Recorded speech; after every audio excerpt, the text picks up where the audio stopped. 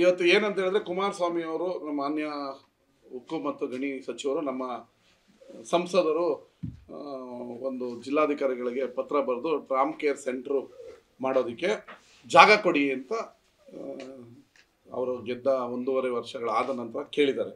ಸ್ವಾಗತವನ್ನು ಮಾಡ್ತೀವಿ.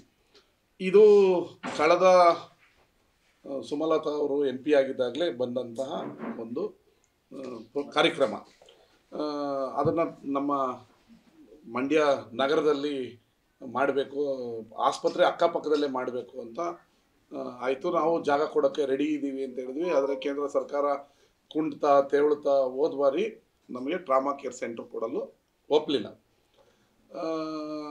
ಅವರು 108 ಸಬೂಬುಗಳನ್ನು ಹೇಳ್ತಾಯಿದ್ರು. ಬಟ್ ಈಗ ನಮ್ಮ ಪ್ರಭಾವಿ ಕೇಂದ್ರ ಸಚಿವರು ತೊಗೊಂಡು ಬರ್ತಾಯಿದ್ದೀವಿ, ಆಗಿರೋದನ್ನು ಈಗ ಇಂಪ್ಲಿಮೆಂಟ್ ಮಾಡ್ತೀವಿ, ಜಾಗ ಕೊಡಿ ಅಂತ ಕೇಳಿದ್ದಾರೆ.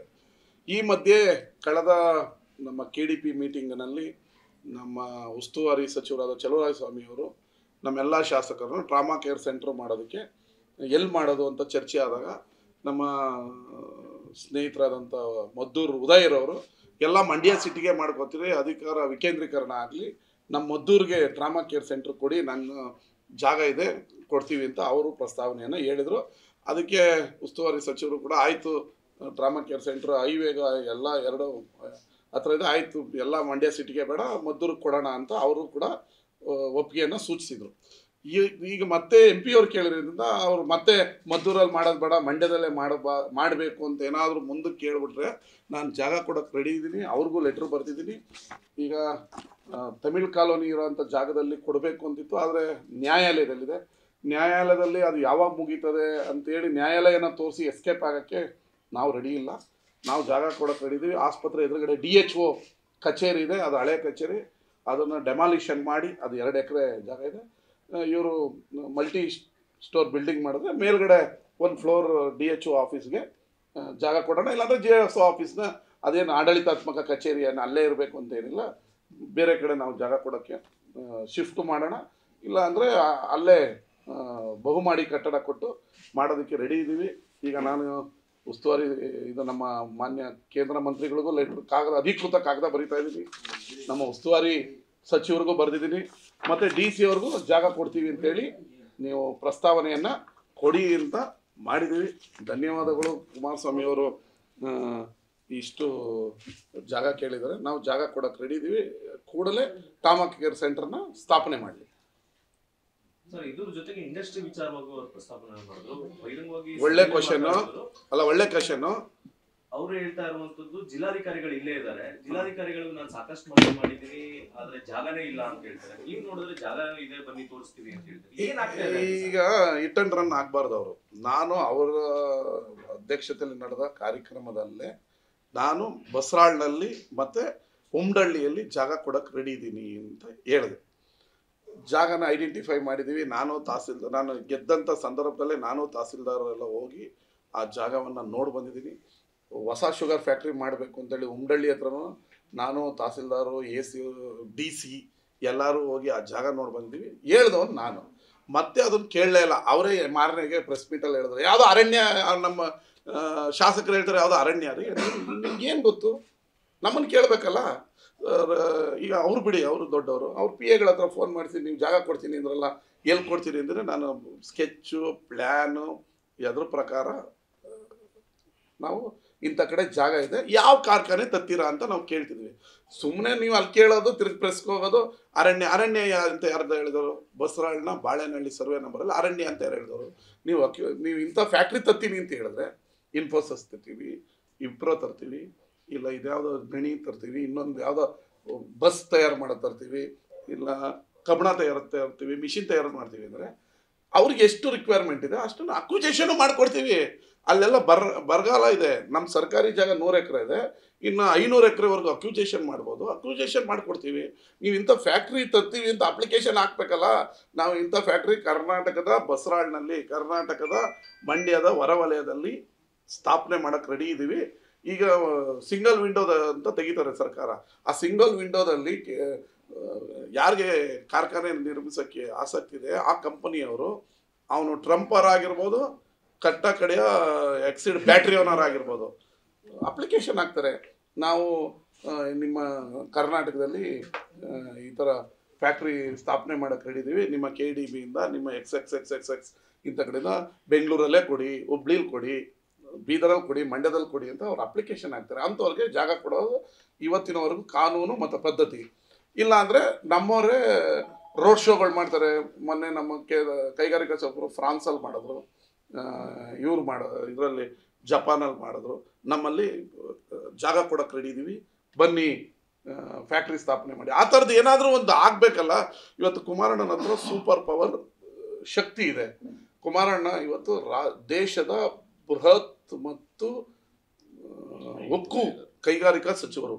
ಅವರು ಚಿಟ್ಕಿ ಹೊಡೆದ್ರೆ ಕಂಪನಿಗಳು ಬರೋಕ್ಕೆ ರೆಡಿ ಇವೆ. ಅವರಿಂದ ನಮ್ಮ ಒಂದಷ್ಟು ಕೈಗಾರಿಕೆಗಳು ಸ್ಥಾಪನೆ ಆಗ್ತವೆ.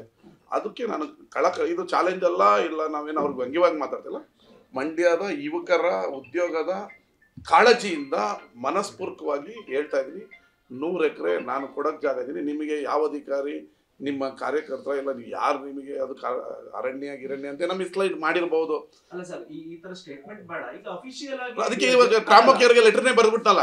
ಜಿಲ್ಲಾಧಿಕಾರಿಗಳಿಂದ ಸ್ಥಳ ಪರಿಶೀಲನೆ ಮಾಡಿ, ಜೊತೆಗೆ ನೀವು ಜಿಲ್ಲಾಧಿಕಾರಿಗಳು ಕೂತ್ಕೊಂಡೆ ಅದನ್ನ ಕೊಡ್ಬೋದಲ್ಲ. ಅದನ್ನ ಬರೀ ಸ್ಟೇಟ್ಮೆಂಟ್ ಆಗ್ತದೆ, ಅವರು ನೀವು ಹೇಳೋದಕ್ಕೆ ಕೌಂಟರ್ ಕೊಡುವಂಥದ್ದು ಇದೇ ಆಗ್ತಾ ಇದೆ. ಇದಕ್ಕೊಂದು ತಾರ್ಕಿಕ ಹೋಗೋ ಅಂತ್ಯ ಬೇಕು. ಮಂಗ ಮಾಡೋದು ಬೇಡ. ಇಂಥ ಕಾರ್ಖಾನೆ ತರ್ತಾ ಇದ್ದೀನಿ, ಜಾಗ ಕೊಡಿ ಅಂತೇಳಿ ಸುಮ್ಮನೆ ಟಿವಿಯಲ್ಲಿ ಕೂತ್ಕೊಂಡು ನಾನು ಹಂಗೆ ಹೇಳೋದು, ನೀವು ಹೇಳೋದು ಮಂಗ ಮಾಡೋದು ಬೇಡ. ನಾನು ಜವಾಬ್ದಾರಿತೆ ಮೇಲೆ, ನೀವು ಜವಾಬ್ದಾರಿತೆ ಕೇಂದ್ರ ಮಂತ್ರಿ. ನೋ ಮಂಗ. ಇಂಥ ಕಾರ್ಖಾನೆ ಇದು ಕಾನೂನು. ನಾನು ಕಾನೂನಲ್ಲೇ ಕೆಲಸ ಮಾಡಬೇಕು, ನೀವು ಕಾನೂನಲ್ಲಿ ಕೆಲಸ ಮಾಡಬೇಕು.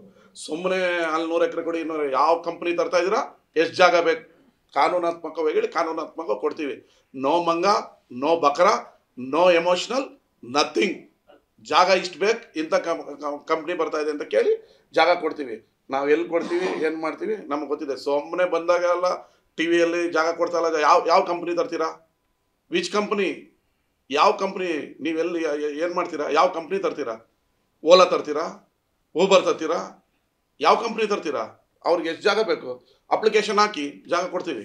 ಜಾಗ ಕೊಟ್ಟಿಲ್ಲ ಅಂದಾಗ ನೀವು ದೂರಿ. ಸುಮ್ಮನೆ ಭಾಷಣಕ್ಕೆ 1 ಅವರ್ ಭಾಷಣ ಮಾಡಬೇಕು ಅನ್ನೋ ಕಾರಣಕ್ಕೆ ನೀವು ಜಾಗ ಕೊಡ್ತಾ ಇಲ್ಲ. ಈಗ ಟ್ರಾಮಾ ಕೇರ್ ಜಾಗ ಕೊಡೋಕ್ಕೆ ಅಧಿಕೃತ ಲೆಟ್ರ್ ಬರ್ತಿದ್ದೀನಿ, ಮಾಡಿ. ಜನಕ್ಕೆ ತಾನೇ ಒಳ್ಳೇದಾಗುತ್ತೆ. ನಿನ್ನ ಕಾಂಪಿಟೇಷನ್ ಅಲ್ಲ, ಜನಕ್ಕೆ ಒಳ್ಳೇದಾಗತ್ತೆ.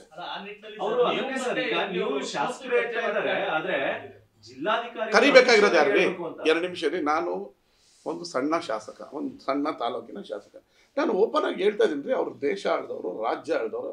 ಅವ್ರ PA ಇಂದ ಫೋನ್ ಮಾಡಿಸಿ ಬನ್ನಿ ಜಾಗ, ನಾನು ಹೋಗಕ್ಕೆ ರೆಡಿ ಇದ್ದೀನಲ್ರಿ. ನೀವೆಲ್ಲ ಬರೀ ನಮ್ಮ ಮೇಲೆ ಹೇಳ್ತಿರಲ್ಲ, ನೀವು ಹೋಗ್ಬೇಕು, ಅವ್ರು ಮೀಟ್ ಮಾಡಬೇಕು. ನಾನು ಆಕಾಶದಿಂದ ಇಳಿದಿಲ್ಲ, ಅವರು ಆಕಾಶದಿಂದ ಇಲ್ಲ, ಎಲ್ಲರೂ ಜನರಿಂದ ಗೆದ್ದು ಬಂದಿರೋದು. ನಾವು ಓಪನ್ ಆಗಿ ಈಗ ಲೆಟ್ರ್ ಬರೆದಿದ್ದೀನಿ.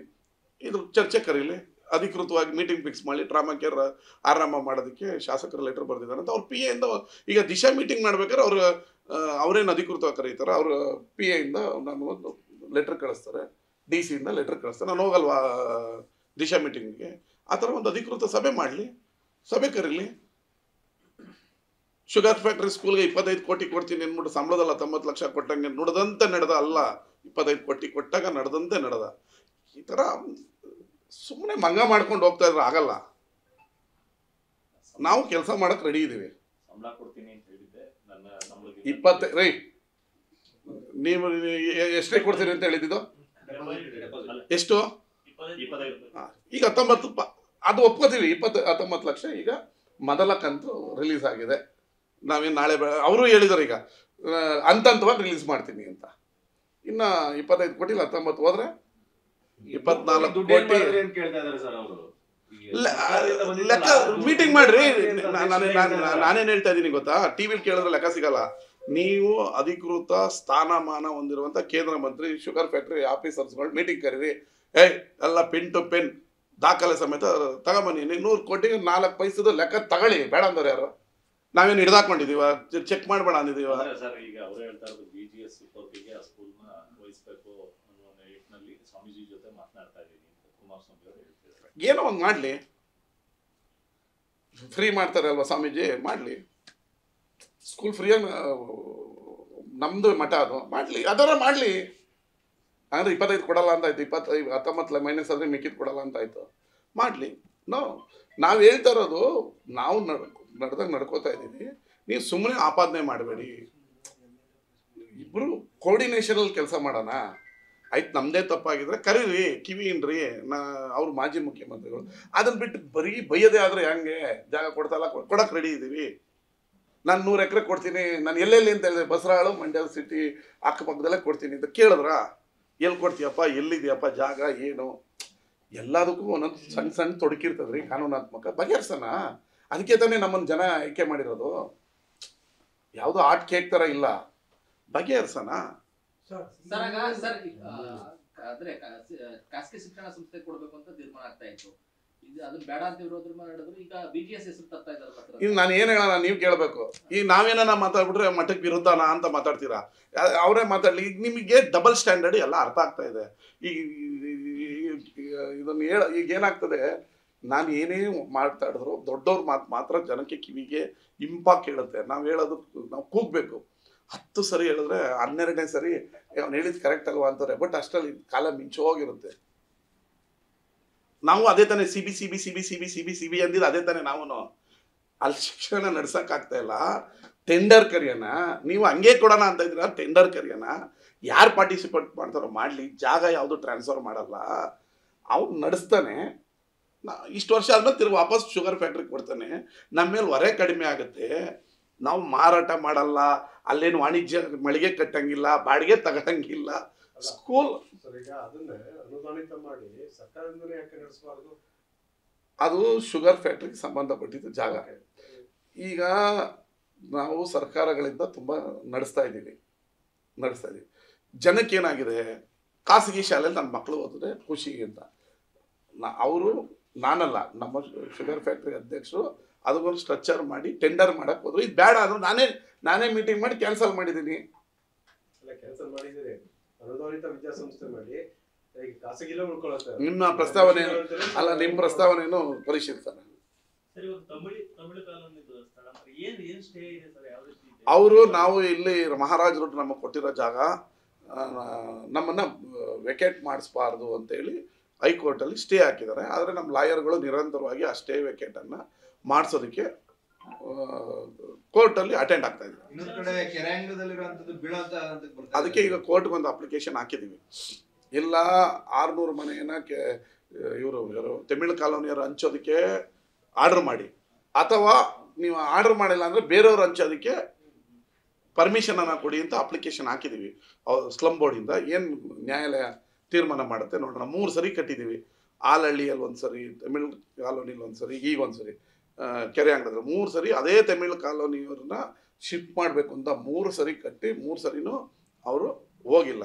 ಈ ಸರಿ ನಾನು ಬಂದ ಮೇಲೆ ಅದನ್ನು ಆಸ್ಪತ್ರೆ ಸುಪರ್ದು ಕೊಡಬೇಕು ಅಂತ ನಾನು DC ಅವರು ಎಲ್ಲ ಅಲ್ಲೇ ಟೆಂಟ್ ಹಾಕ್ಕೊಂಡು ಅವ್ರನ್ನ ಮನವೊಲಿಸೋಕ್ಕೆ ಎಲ್ಲ ಪ್ರಯತ್ನ ಪಟ್ವಿ. ನೀವು ಎಲ್ಲ ಬಂದಿದ್ರೆ ಅವ್ರು ಒಪ್ಪಲಿಲ್ಲ.